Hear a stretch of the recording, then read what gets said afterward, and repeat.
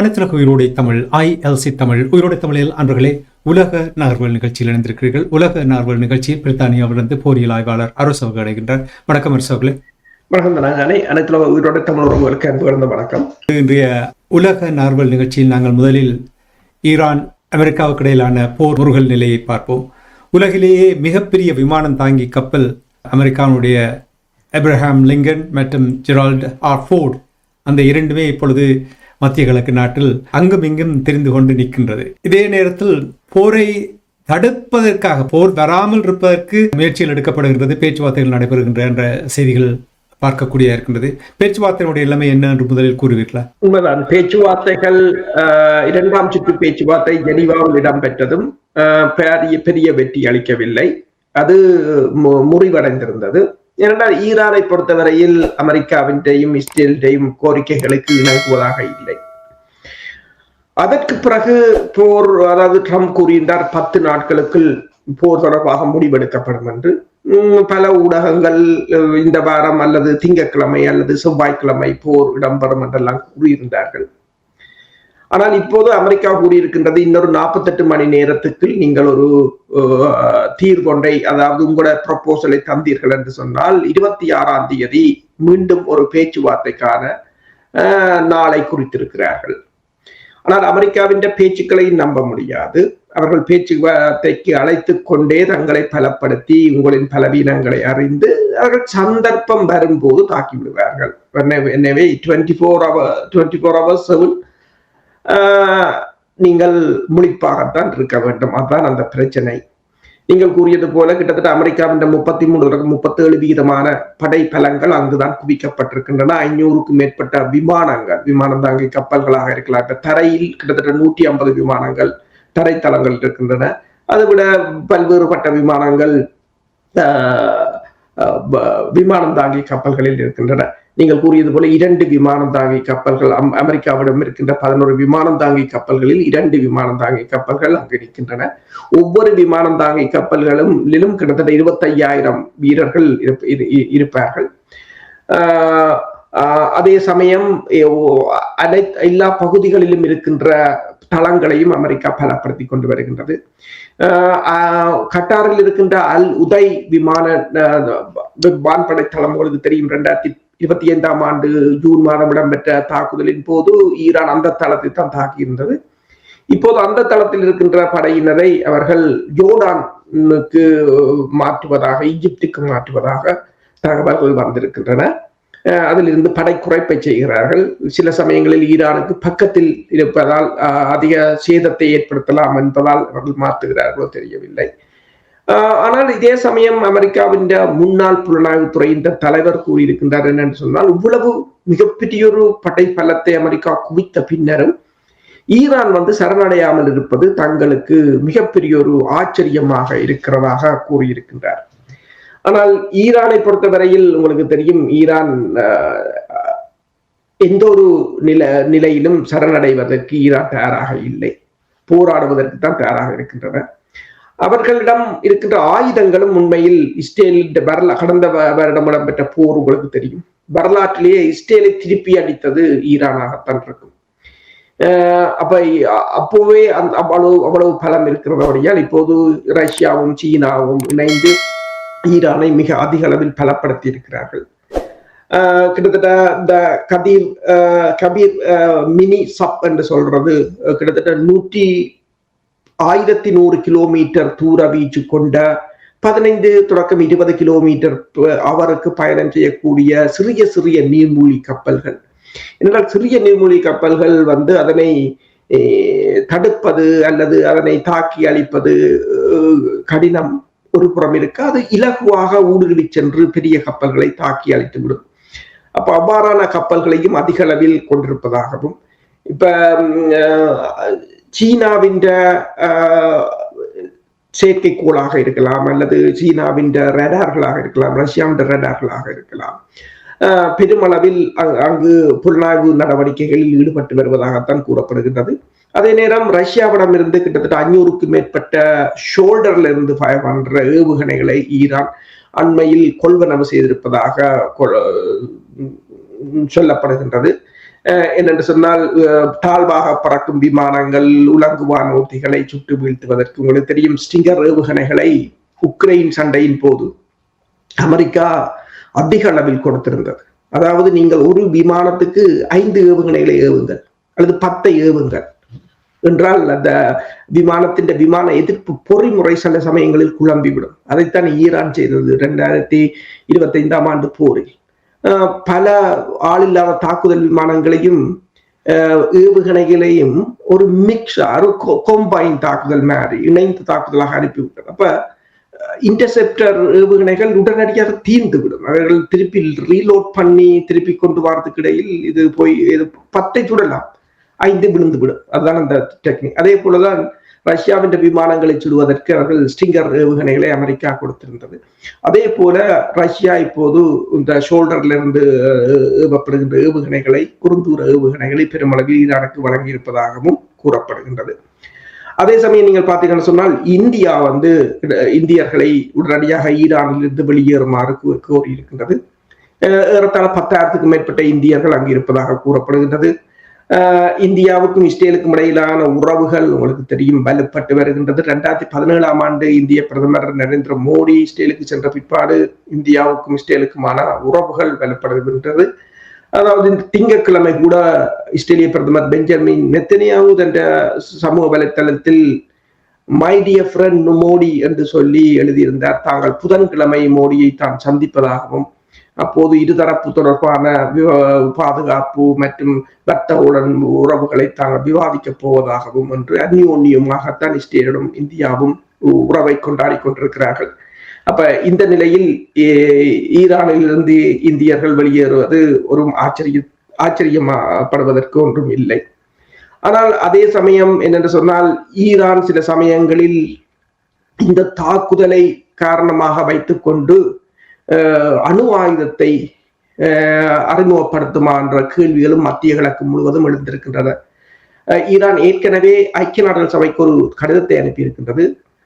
அதாவது தனது இறமையை பாதுகாப்பதற்காக ஐக்கிய நாடுகள் சபையின் சரத்துக்களின் அடிப்படையில் செல்ஃப் டிஃபென்ஸ் என்ற அடிப்படையில் தாங்கள் பக்கத்து நாடுகளை தாக்குவோம், தங்கள் மீது பக்கத்து நாடுகளில் இருந்து விமானங்களோ ஏவுகணைகளோ ஏவப்படுமாக இருந்தால் அந்த நாடுகளையும் தாக்குவோம் என்று ஏற்கனவே அவர்கள் ஐக்கிய நாடுகள் சபைக்கு தங்கள் கடிதத்தை அனுப்பிவிட்டார்கள். அப்ப இந்த நிலையில் தான் இப்போது ஈரான் இதை ஒரு காரணமாக காட்டி தனது செல்ஃப் டிஃபென்ஸுக்கு தன்னிடம் அணு ஆயுதம் இருப்பதாக டிக்ளேர் பண்ணினால் அது அந்த பிராந்தியத்தை ஒரு மிகப்பெரிய ஒரு ஆட்டம் காண வைத்துவிடும். எனவேதான் இது தொடர்பாக மேற்குலக ஊடகங்கள் கூறும்போது அவ்வாறு ஒன்று நடைபெற்றால் துருக்கி, எகிப்த், சவுதி அரேபியா, UAE இந்த நாடுகள் உடனடியாகவே அணு ஆயுதத்தை தேடி ஓட வேண்டி வரும். அப்ப அதாவது மத்திய கிழக்கு அணு ஆயுத ஒரு போட்டி சந்தையாக மாறிவிடக்கூடிய ஒரே ஒரு ஈரான் ஒரு அணு ஆயுதத்தை வெடிக்க வைக்குமாக இருந்தால் அது பேர்ந்து மிகப்பெரிய ஒரு பாரிய பிரச்சனையாக இருக்கும். துருக்கி ஏற்கனவே ஒரு அணு ஆயுதத்தை நாடிவிடக் கூடாது என்பதற்காக துருக்கியை அமெரிக்கா நேட்டோவில் இணைத்து வைத்திருந்தது. அதே போல சவுதி அரேபியா, UAE, எகிப்து போன்ற நாடுகளுக்கு அமெரிக்கா தனது பாதுகாப்பு குடையை வழங்கியிருந்தது. ஆனால் இந்த போரில் ஈரான் வெற்றி பெறுமாக இருந்தால் அல்லது அமெரிக்கா தாக்க முடியாது விட்டால் இந்த நாடுகளுக்கு அமெரிக்கா மீதான நம்பிக்கை தகர்ந்துவிடும். ஏற்கனவே உங்களுக்கு தெரியும் ஐரோப்பா ரஷ்யாவுக்கு எதிரான தாக்குதல்களில் நேட்டோ சந்தித்த தோல்வி நேட்டோ மீதான நம்பிக்கை இனத்தை சிதைத்தது எவ்வாறோ அதே போல மத்திய கிழக்கு பகுதியிலும் மேற்குலகம் தொடர்பான அவநம்பிக்கைகள் ஏற்படும் போது அவர்கள் தங்களை பாதுகாப்பதற்கான ஒரு முயற்சிகளை நாடக்கூடிய நிலையாக இருக்கும் என்று கூறப்படுகிறது. எனவேதான் இந்த போரை அமெரிக்கா கவனமாக திட்டமிடுகிறது. முன்னே எடுத்தேன் அமெரிக்கா அடிக்க விரும்பவே இல்லை. மெக்சிகோ போல ஒரு சிறப்பு நடவடிக்கையை தான் அமெரிக்கா விரும்புகிறது. இரவோடு இரவாக சத்தம் போடாமல் காதோடு காது வைத்தது மாதிரி கொண்டு போனால் என்ன என்றால் அது ஈரானுக்கு சாத்தியமில்லை என்றுதான் கூறப்படுகிறது. ஆனால் வேறு திட்டம் அதே போல திட்டமாக இருக்க முடியாது, வேறு திட்டமாகவும் இருக்கலாம். ஆனால் அமெரிக்காவுக்கு அப்படியான ஒரு தாக்குதல் தான் தேவை. இந்த கப்பல்களை எல்லாம் வைத்துக் கொண்டு அவர்கள் ஓரளவு அழுத்தம் கொடுப்பதற்காகத்தான் அதை பயன்படுத்துவது போல தெரிகிறது. வெனிசுவேலா போல ஒரு சிறப்பு நடவடிக்கை எடுக்க வேண்டும் என்று நீங்கள் கூறுவது போல் இருக்கின்றதாக தான் பலரும் கூறுகிறார்கள். ஆனால் நீங்கள் இப்பொழுது கூறினீர்கள், அதாவது ஈரான் ஏன் சரணடையாமல் இருக்கின்றது என்பது ஆச்சரியம் அளிக்கின்றது என்று கூறினீர்கள். அது பலரும் அந்த கேள்வியை கேட்கிறார்கள், ஏன் சரணடையாமல் இருக்கிறது? இப்போ நீங்கள் கூறினீர்கள் வெனிசுவேலா தொடர்பாக எவ்வாறு சிறப்பு நடவடிக்கை எடுத்தார்களோ அவ்வாறு ஒன்று நடத்துவதற்கு சாத்தியமில்லை. ஏற்கனவே பலர் கூறிவிட்டார்கள் ஈரான் வெனிசுவேலா இல்லை என்று. இருந்தாலும் ஈரான் அவ்வளவுக்கு தைரியமாக துணிவாக இருப்பதற்கு என்ன காரணம்? ஈரானை பொறுத்தவரையில் ஒன்று, ஈரானிடம் இருக்கின்ற தொழில்நுட்பங்கள்.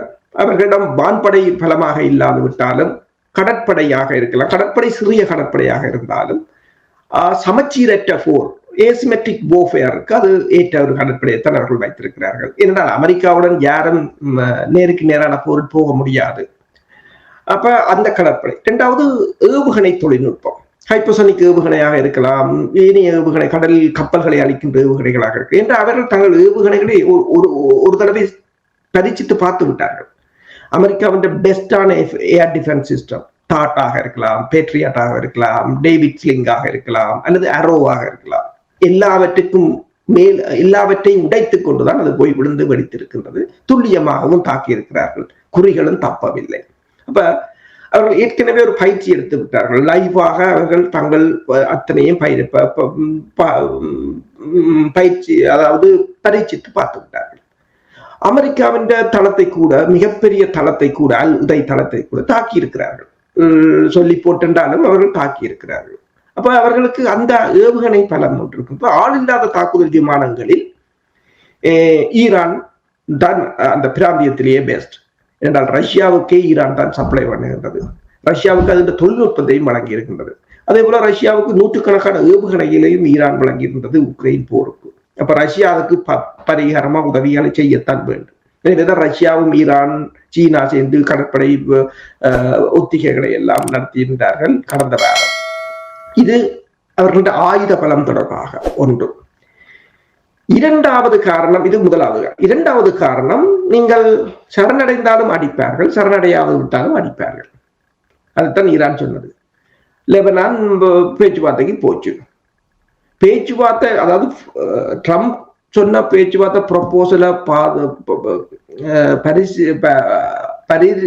அது தொடர்பாக பேச போன இடத்தான் ஹிஸ்புல்லா தலைவர் நசரல்லாவை அந்த கட்டிடத்துடன் சேர்த்து கொண்டு வைத்து அழைத்தார். ஹனி அவர்கள் ஹமாஸின் லீடர் பேச்சுவார்த்தைக்கு வரும்போது, ஒரு நிகழ்வுக்கு வரும்போதுதான் கொண்டார்கள். பேச்சுவார்த்தை என்று சொல்லி போட்டுத்தான் கட்டாரில் வைத்து ஹமாஸ் தலைவர்களை அழிக்க முற்பட்டார்கள்.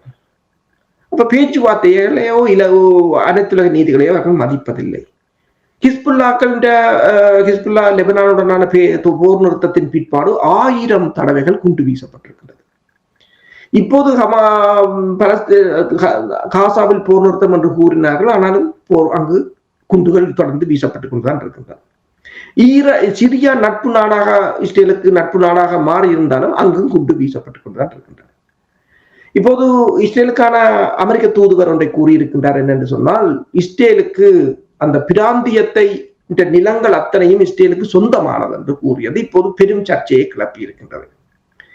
அவர் இன்னொன்றையும் கூறியிருக்கின்றார், இஸ்ரேல் இருக்கிறபடியால் தான் அங்கிருக்கின்ற கிறிஸ்தவர்கள் சனத்தொகை குறையாமல் இருக்கின்றது என்று கூறியிருக்கின்றார். ஒரு மத கலவரமாகவும், முந்தி எந்த மதத்தை முஸ்லிம் மக்கள் கொண்டு அதை போற்றி ஒரு போரை ஏற்படுத்துகிறார்கள் என்று இவர்கள் குற்றம் கூறினார்களோ, அதே போல இப்போது கிறிஸ்தவ மதத்தை தூக்கி வைத்துக் கொண்டு நிற்கிறார்கள். அவ்வாறான ஒரு நிலையாகத்தான் இருக்கின்றது. அப்ப ஈரானுக்கு தெரியும், ஈரான் அதைத்தான் சொன்னது, நாங்கள் இப்ப ஏவுகணைகளை குறைத்து அணு ஆயுதத்தை கைவிட்டு சரணடைந்தால் என்ன நடக்கும்? அதுக்கு பிறகு ஈரான் அத்தனை இடத்திலையும் குண்டு வீசுவார்கள். இப்ப அவர்களுக்கு பயம், ஏவுகணைகளை அடிப்பார்கள் என்ற பயத்தில் இருக்கிறார்கள். இல்லை என்று சொன்னால் தாராளமாக வந்து குண்டை வீசிவிட்டு செல்வார்கள் என்று தெரியும். இப்ப சரணடைந்தாலும் மரணம் தான், சரணடையாவிட்டாலும் மரணம் தான். ஆனால் போராடி பார்க்கலாம். என்றால் சரணடைந்து சாவதை விட போராடி அதில் சாவது மேல் என்று யோசிக்கலாம்.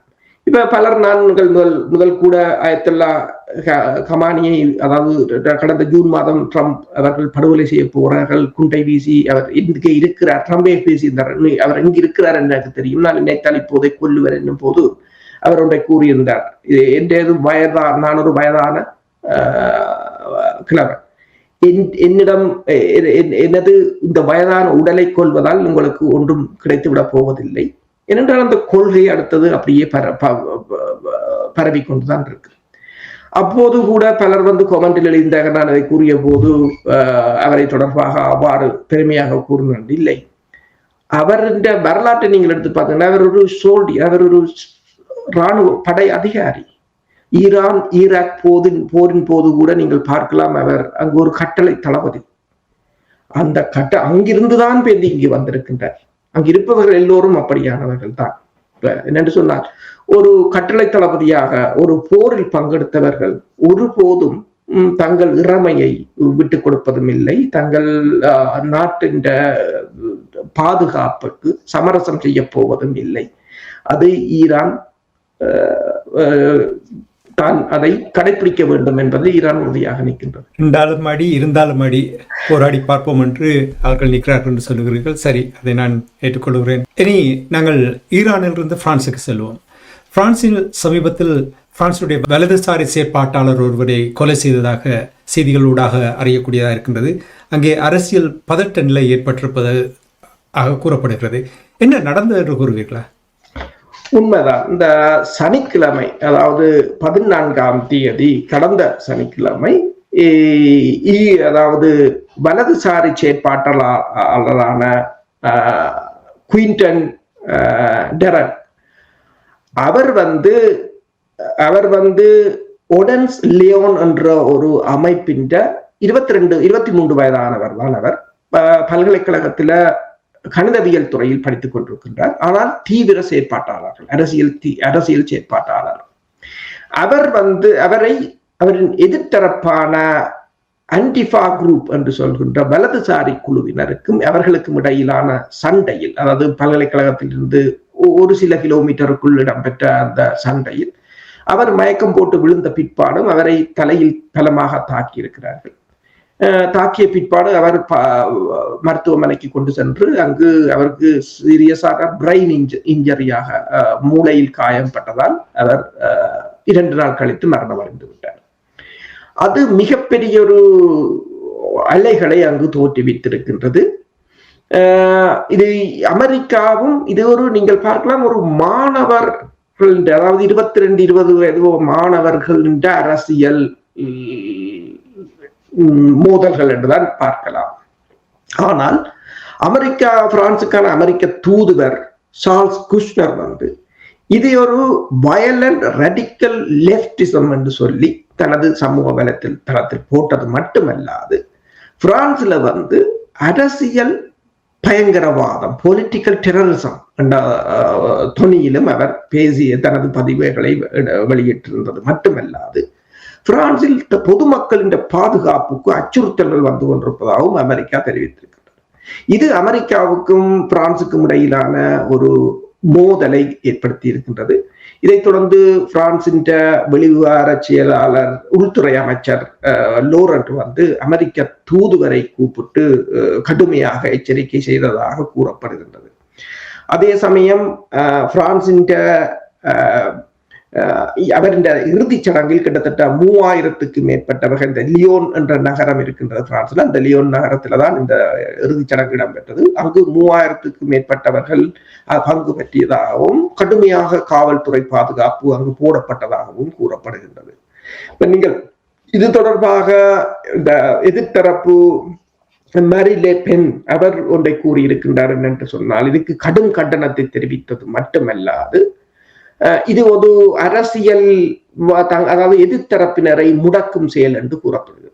என்று சொன்னால், பிரான்சின் உள்துறை அமைச்சர் கூறியிருக்கின்றார் 11 பேர் கைது செய்யப்பட்டிருக்கிறார்கள். ஆனால் கைது செய்யப்பட்டவர்களில் நாடாளுமன்ற உறுப்பினர்களும் இருக்கிறார்கள், நாடாளுமன்றத்தில் அவர்களின் ஆதரவாளர்களும் இருக்கிறார்கள். அப்ப ஒரு அரசியல் மோதலாகத்தான் இதனை பார்க்கப்படுகின்றது. அப்ப எனவேதான், அதாவது இந்த மார்ச் மாதம் பிரான்ஸ்ல முனிசிபல் கவுன்சில் தேர்தல், நகரசபை தேர்தல் வரப்போகின்றது. 2021 அடுத்த வருடம் அரசு தலைவருக்கான தேர்தல் வரப்போகின்றது. இப்ப இந்த நிலையில் அங்கு அரசியல் கொஞ்சம் சூடு பிடித்திருக்கின்றது. ஏனென்றால் ஒரு அரசியல் மாற்றம் ஏற்படலாம் என்று. அதில் அமெரிக்காவும் அங்கு ஒரு அரசியல் மாற்றத்தை ஏற்படுத்துவதற்கு அமெரிக்காவும் பின்னணியில் நிற்கலாம். ஏனென்றால் இந்த 22 மாணவருக்காக அமெரிக்க தூதுவர் கடுமையாக பிரான்ஸ் அரசுடன் மோதி இருக்கின்றார் அவர் அடித்துக் கொல்லப்பட்டதுக்கு. மேற்குலகத்தில இது தொடர்பாக இப்போது என்ன ஒரு கருத்து வருது என்றால், மேற்குலகத்தில பொலிட்டிக்கல் வயலன்ஸ் அரசியல் வன்முறைகள் அதிகரித்து வருவதைத்தான் காட்டுகின்றது. ஏனென்று சொன்னால், அமெரிக்காவில நீங்கள் பாத்தீங்கன்னா கடந்த வருடம் செப்டம்பர் மாதம் சார்லி கிர்க் கொல்லப்பட்டிருந்தார், அவர் சுட்டுக் கொல்லப்பட்டிருந்தார். அதற்கு பிறகு பாத்தீங்கன்னா, அதற்கு முதல் நீங்க பாத்தீங்கன்னா 2024 ஆண்டு ஸ்லோவாக்கியாவின் பிரதமர் ரோபர்ட் ஃபிகோ மீது துப்பாக்கிச்சூடு நடத்தப்பட்டு அவர் மயிரிழையில் உயிர் தப்பியிருந்தார். அதற்கு பிறகு பிரசல்ஸ்ல நீங்கள் பாத்தீங்கன்னா 2025 ஆண்டு போலந்து நாட்டைச் சேர்ந்த ஐரோப்பிய ஒன்றியத்தின் நாடாளுமன்ற உறுப்பினர் மீது தாக்குதல் நடத்தப்பட்டிருந்தது, துப்பாக்கி பிரயோகிக்கப்பட்டது, அவர் தப்பியிருந்தார். அதற்கு பிறகு நீங்கள் ஜூன் 2025 ஆண்டை பார்த்தீங்கன்னு சொன்னால், அமெரிக்காவின் ஹவுஸ் ஸ்பீக்கர் நாடாளுமன்ற பேச்சாளர்கள் இருவர் சுட்டுக் கொல்லப்பட்டிருந்தார்கள். இப்படி பல சம்பவங்கள் இப்போது மேற்குலக நாடுகளில் ஈடுபட்டு கொண்டிருக்கின்றது.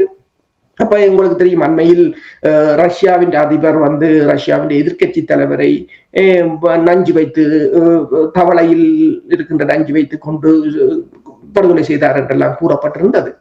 ஆனால் அதே போல இப்போது மேற்குலக நாடுகளும் இவ்வாறான அரசியல் படுகொலைகளில் ஈடுபடுகிறது என்பதை இப்போது ரஷ்ய ஊடகங்களும் தெளிவாக கோடிட்டு காட்டுகின்றன. இப்ப நீங்கள் கூறினீர்கள், தீவிர இடதுசாரி வன்முறை அதிகரித்து வருகின்றது, அமெரிக்காவினுடைய ஈடுபாடு என்று கூறும்பொழுது, அமெரிக்கா பிரான்சினுடைய உள்நாட்டு விடயங்களில் தலையிடுவது சரியாக நீங்கள் பார்க்கிறீர்களா? இது ஐரோப்பிய ஒன்றிய நாடுகளுக்கு இது அதிருப்தியை ஏற்படுத்துமா? என்றால் பிரான்ஸ் முக்கியமான ஒரு நாடு, எவ்வாறு நீங்கள் இதை பார்க்கிறீர்கள்? உண்மைதான். அமெரிக்கா மெல்ல மெல்ல ஐரோப்பிய ஒன்றிய நாடுகளுக்கு ஒரு பிளவுகளை ஏற்படுத்தி, ஐரோப்பிய ஒன்றிய, அதாவது இப்போது அவர்களுடைய கூட்டணி நாடுகளுக்கு தான் பிரச்சனையாக இருக்கின்றது. எனவேதான் உங்களுக்கு தெரியும், ஈரான் மீதான போரின் போது தாங்கள் தளங்களை தரப்போவதில்லை என்று பிரித்தானியா அமெரிக்காவை எச்சரிக்கை செய்திருந்தது. வரி விதிப்பாக இருக்கலாம், உள்நாட்டு அரசியலிலான ஈடுபாடுகளாக இருக்கலாம் என்று அமெரிக்கா முனைப்பாக நிற்பதைத்தான் காட்டுகின்றது. அல்லது உங்களுக்கு தெரியும், இது ஒரு மாணவர் போராட்டமாகத்தான் அதை பார்க்க முடியும். ஆனால் அதற்கு அமெரிக்கா தூதுவர் மிக கடுமையாக சாடி அறிக்கையை வெளியிட்டதும், பொதுமக்களுக்கே பாதுகாப்பு இல்லை என்று சொன்னதும் இந்த மேற்குலக நாடுகளுக்கு ஏற்பட்டிருக்கின்ற ஒரு விரிசல்களைத்தான் காட்டுகின்றது. நீங்கள் சொன்னது போலதான் இது அமெரிக்கா பிரான்சின் உள்நாட்டு விவகாரங்களில் தலையிடுகின்றது. ஆனால் இதை நாங்கள் ஆச்சரியமாக பார்க்க முடியாது. என்னென்று சொன்னால், இதுவரை காலமும் குளோபல் சவுத் ஆக இருக்கலாம், ஆசிய நாடுகள், ஆப்பிரிக்க நாடுகள் உள்நாட்டு விவகாரங்களில் தலையிட்டார்கள். ஆனால் இப்போது அதே நிலைமை இன்று எனக்கு என்றால் நாளை உனக்கு என்ற ஒரு நிலைமையாக இப்போது அவர்களின் கூட்டணிக்குள்ளேயே இந்த நிலைமை மாறி இருக்கின்றது. அமெரிக்காவை பொறுத்தவரையில் கிரீன்லாந்தை கைப்பற்ற வேண்டும், கனடாவை கைப்பற்ற வேண்டும் என்ற கியூபாவை கைப்பற்ற வேண்டும் என்ற நிலையில் அவர்களுக்கு எதிரானவர்களை, நேட்டோவை கூட கலைப்பதற்கு அமெரிக்கா தயாராகத்தான் இருக்கின்றது.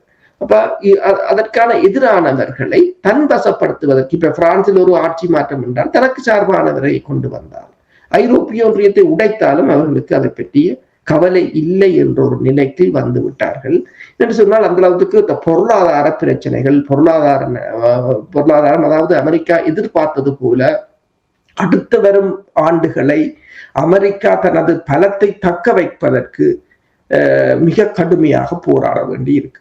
நேற்று நீங்கள் பார்த்தீர்கள் என்று சொன்னால், இந்த வாஷிங்டன் போஸ்ட் நினைக்கிறேன், அதில் ஒரு மிகப்பெரிய ஒரு ஆர்டிக்கிள் என்னென்று சொன்னால், இப்ப ஈரான்ல போய் நிற்கின்ற ஜெரால்ட் ஃபோர்ட் என்ற அந்த விமானம் தாங்கி கப்பலில் கழிப்பறை வசதிகள் ஒழுங்காக வேலை செய்வதில்லை என்று சொல்லியும், அதன் மெயின்டெனன்ஸ் கூட சரியாக செய்யப்படவில்லை என்றும், அதாவது அதில் இருக்கின்ற படையினர் 45 நிமிடங்கள் காத்திருக்க வேண்டியிருப்பதாகவும், கழிப்பறைகள் செல்வதற்கு வரிசையில் காத்திருக்க வேண்டியிருப்பதாகவும் கூட செய்திகள் வந்திருக்கின்றன. என்னென்றால், ஒரு விமானம் தாங்கி கப்பலை $13 பில்லியன் பெறுமதியான அந்த கப்பல் அது ஒவ்வொரு நாளும் பணத்தை விழுங்கி கொண்டுதான் இருக்கு.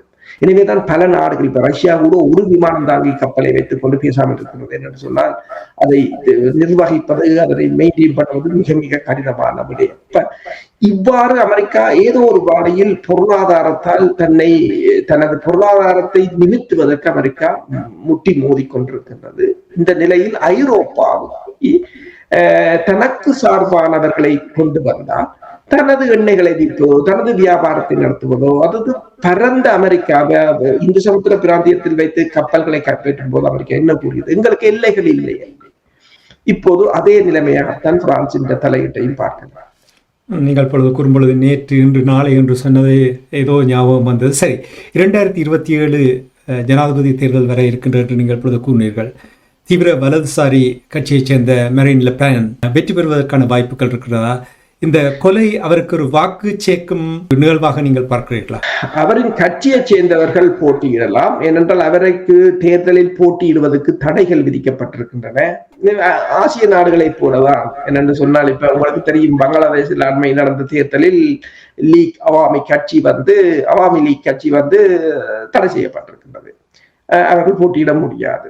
அதே போலதான் இப்போது அவர் எப்பயோ 80ஆம் ஆண்டுகளில் எடுத்த காசுக்கு இப்பதான் அவர்கள் கண்டுபிடித்து இப்ப வழக்கை போட்டு அவர் தேர்தலில் போட்டியிட முடியாத மாதிரி செய்திருக்கிறார்கள். எனவே அவருடைய கட்சியை சேர்ந்தவர்கள் போட்டியிடலாம். இந்த தேர்தலில் உண்மையில் எதிர்கட்சிகளுக்கு கூடுதலான சந்தர்ப்பங்கள் இருக்கு என்ற கருத்து கணிப்புகள் வருகின்ற நிலையில் தான் பிரான்ஸ் அந்த எதிர்கட்சிகளை முடக்குவது. இப்ப மெரின் லெ பென் கூட அவர் மீது வழக்கு போட்டதும் அதற்குத்தான், அவரை தேர்தலில் பங்கு பெற்ற விடக்கூடாது என்பதற்கு. இப்ப ரணில் மீது வழக்கு போட்டதும் அப்படித்தான். அதே மாதிரித்தான் ஆசிய நாடுகள் எதை செய்கிறார்களோ அதை எவ்வாறு இவர்கள் குற்றம் சாட்டினார்களோ இப்போது அதே நிலைக்கு இவர்களும் இறங்கி வந்திருக்கிற ஒரு நிலையைத்தான் பார்க்கலாம். சரி, இனி நாங்கள் பிரான்சிலிருந்து ஆப்கானிஸ்தானுக்கு செல்வோம். ஆப்கானிஸ்தான் மீது தாக்குதல் நடந்திருக்கின்றது. என்ன நடந்தது என்று கூறுவீர்களா? உண்மைதான். அதாவது சனிக்கிழமை ஆப்கானிஸ்தானின் கிழக்கு மாகாணத்தில் பாகிஸ்தான் வான்படை மேற்கொண்ட தாக்குதலில் 18 பேர் கொல்லப்பட்டதாகவும் அதில் பெண்கள் குழந்தைகள் இருப்பதாகவும் ஆப்கானிஸ்தான் பாதுகாப்பு அமைச்சகம் தெரிவித்திருக்கின்றது. இது பாகிஸ்தான் இந்த தாக்குதலுக்கு தாங்கள் பதிலடியை கொடுப்போம் என்று எல்லாம் அவர்கள் கூறியிருக்கின்றனர். ஆனால் பாகிஸ்தான் கூறியிருக்கின்றது என்னென்று சொன்னால், இந்த மாதத்தின் ஆரம்பத்தில் IS கோர்சான் ப்ரொவின்ஸ் என்று சொல்றது ISKP என்ற அமைப்பு, தலிபான்களின் ஆதரவுடன் இருக்கின்ற அமைப்பு, தங்கள் பாகிஸ்தான் மீது மேற்கொண்ட தற்கொலை தாக்குதலில் 31 பேர் கொல்லப்பட்டதாகவும் 170 பேர் காயமடைந்ததாகவும் அதற்கு பதிலடியாகத்தான் அந்த அமைப்பினரின் தளங்களை தாங்கள் தாக்கியதாகவும் அதில் 70 பேர் கொல்லப்பட்டதாகவும் பாகிஸ்தான் புலனாய்வு தகவல்களின் அடிப்படையில் தான் இந்த தாக்குதல் மேற்கொள்ளப்பட்டதாகவும் கூறியிருக்கிறார்கள். கடந்த வருடம் உங்களுக்கு தெரியும், 2 நாடுகளும் தாக்குதல்களை மாறி மாறி நடத்தியிருந்தார்கள். அதற்கு பிறகு கட்டாரில் பேச்சுவார்த்தைக்கு சென்றிருந்தார்கள். கட்டாரின் தலைமையில் போர் நிறுத்தம் ஒன்று கொண்டு வரப்பட்டிருந்தது. பிறகு இஸ்தன்புல்லில் கடந்த நவம்பர் மாதம் ஒரு பேச்சுவார்த்தைக்கு சென்றிருந்தார்கள். ஆனால் எல்லாம் முறிவடைந்து விட்டது. இப்போ இதுல யார் பின்னணியில் நிற்கிறார்கள் என்று பார்த்தால் இந்தியா உடனடியாக இந்தியாவின் வெளிவார அமைச்சகம் இந்த 18 பேர் கொல்லப்பட்டதுக்கு ஆப்கானிஸ்தானில் கடும் கண்டனத்தை தெரிவித்திருக்கிறார்கள். இது அனைத்துலக விதியை மீறும் செயல், அனைத்துலக சட்டங்களை மீறும் செயல் என்றெல்லாம். இலங்கையிலும் கொல்லப்பட்டார்கள் 1 லட்சத்துக்கும் மேற்பட்டவர்கள். அப்போது இந்த கண்டனங்கள் கூட வரவில்லை. இன்னும் உற்சாகமாக இவர்கள்லாம் ஆயுதத்தையும் கொடுத்தார்கள். அவ்வாறு இதெல்லாம் போல அரசியல். நான் என்னென்ன அப்பப்ப அதுகளை ஞாபகப்படுத்தி விட வேண்டும். தலைவர் கூறுவது ஒரு வரலாறு நமது வழிகாட்டி என்று. வரலாற்றை மறந்து விட்டால் நாங்களும் அப்படியே இறந்து போவோம்.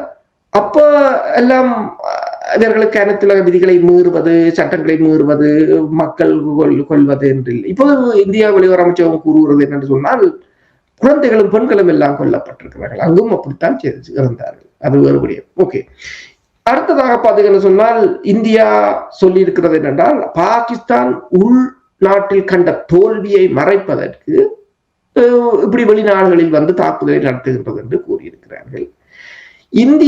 அதாவது 2021ஆம் ஆண்டு தலிபான்கள் ஆப்கானை கைப்பற்றிய போது இந்தியா அதற்கு கடும் எதிர்ப்பாகத்தான் இருந்தது. ஆனால் இப்போது நிலைமை மாறிவிட்டது. தலிபான்களில் மிக உற்ற நண்பனாக இந்தியா தான் நிற்கின்றது. அப்ப இந்தியா தான் பாகிஸ்தான் மீதான இந்த தாக்குதல்களுக்கு தலிபான்களை பயன்படுத்துவதாக பாகிஸ்தான் மீண்டும் குற்றச்சாட்டி கொண்டு இருக்கின்றது. இந்த நிலையில் தான் இப்போது இந்த தாக்குதல் இடம்பெற்றிருக்கிறது. பாகிஸ்தான் உண்மையில், அதாவது ஆப்கான் நாட்டுக்குள் புகுந்து பாகிஸ்தான் வான்படை தாக்கி இருக்கின்றது. ஆப்கான் வான்படை பாகிஸ்தான் வான்படையை இடைமறைத்து தாக்குற நிலை இல்லை. அவர்களிடம் அவ்வளவுக்கு ஆயுதங்கள் இல்லை. அதாவது இந்த மோதல்கள் பேச்சுவார்த்தை இடம்பெற்றாலும் இப்போதைக்கு நிற்கக்கூடிய சாத்தியங்கள் இல்லை. நன்றி அரசுகளை. இன்றைய நிகழ்ச்சியில் இணைந்து ஈரான் அமெரிக்காவுக்கு இடையிலான போர் நிலைமைகளையும், தொடர்ந்து பிரான்சில் வலதுசாரி செயற்பாட்டாளரை அடித்து கொன்ற அந்த சம்பவம் தொடர்பாக, நிறைவாக ஆப்கானிஸ்தானில் பாகிஸ்தான் மேற்கொண்ட தாக்குதல் தொடர்பான விடயங்களை உயிரோடை தமிழ் உறவுகளோடு பகிர்ந்து கொண்டமைக்காக உயிரோடை தமிழ் அன்பர்கள் சார்பாக நன்றியை கூறிக்கொண்டு மீண்டும் ஒரு நிகழ்ச்சி இணைந்திருப்போம். அதுவரைக்கு நன்றி, வணக்கம். நன்றி, வணக்கம். எமது பார்வையாளர்களுக்கு வணக்கம். மக்களின் குரலாய் ஓங்கி ஒலிக்கும் இலக்கு மின்னிதழ் மற்றும் உயிரோடை தமிழ் வானொலி ஆகிய இவ்விரு ஊடகங்களும் உங்களைப் போன்ற எமது நேயர்கள் நண்பர்களின் ஆதரவிலேயே இயங்கி வருகின்றன. மிக குறைந்த வளங்களுடன் பல இடர்கள் மற்றும் தடைகளை தாண்டி பயணிக்கும் எமது ஊடகங்களின் பணிகள் மேலும் வளர உங்களால் முடிந்த நிதியுதவியை வழங்கி இன்னும் காத்திரமான செயற்பாடுகளை முன்னெடுக்க உதவுமாறு மிகவும் பணிவன்புடன் வேண்டி நிற்கின்றோம். உங்கள் பங்களிப்பு உங்களின் உரிமை குரலாய் ஓங்கி ஒலிக்கும். நன்றி.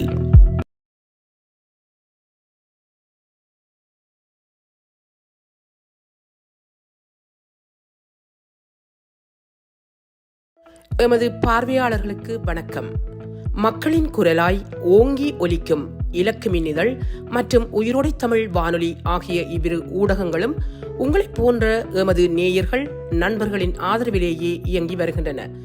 மிக குறைந்த வளங்களுடன் பல இடர்கள் மற்றும் தடைகளை தாண்டி பயணிக்கும் எமது ஊடகங்களின் பணிகள் மேலும் வளர உங்களால் முடிந்த நிதியுதவியை வழங்கி இன்னும் காத்திரமான செயற்பாடுகளை முன்னெடுக்க உதவுமாறு மிகவும் பணிவன்புடன் வேண்டி நிற்கின்றோம். உங்கள் பங்களிப்பு உங்களின் உரிமை குரலாய் ஓங்கி ஒலிக்கும். நன்றி.